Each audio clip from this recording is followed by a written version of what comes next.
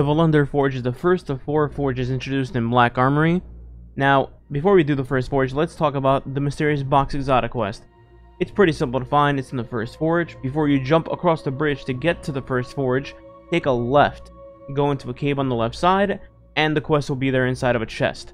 Now, for the quest, you need to open 4 keys to get into the box, presumably. It's not done yet, so we don't know, but the first key is in the first forge, the second key is in the second forge, and presumably the other 2 will be in the other 2 forges. So, let's get this done and go to the forge.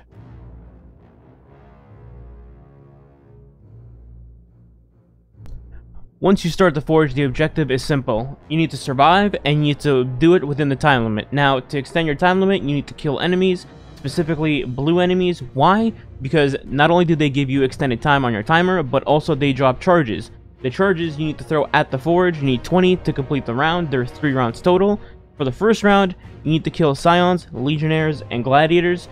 Scions and Legionnaires drop 1 orb each. Gladiators will drop 2 each.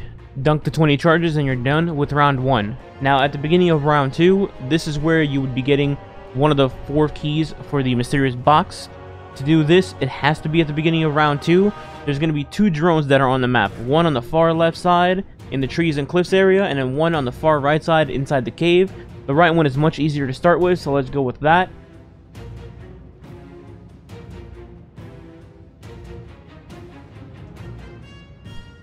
Then head over all the way to the left side by the cliff edge and look in the distance. I would suggest using a scout rifle or a pulse rifle or even a sniper rifle to get this one because it's a little tricky to do with anything else.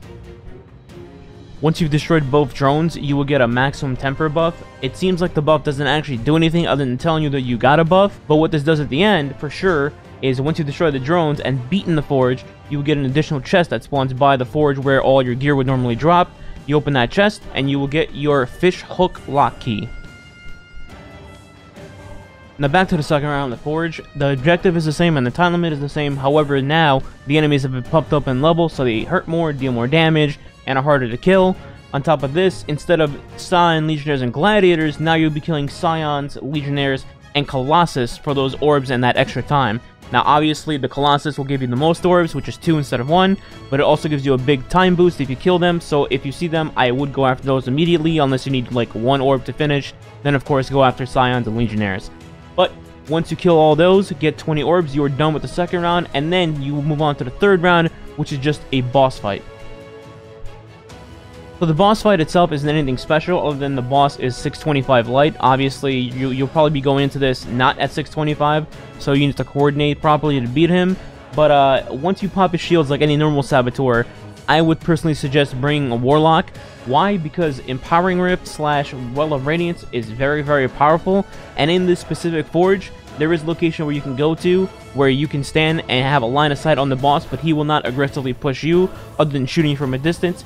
And you can use the well safely, shoot him down.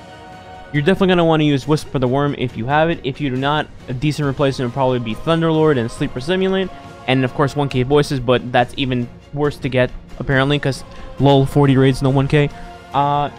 Basically that's it. You just stay in this spot that you can see in the video, pop your Well of Radiance, and start going to town on the boss. Get as many headshots as you can, and you should be able to beat the fight.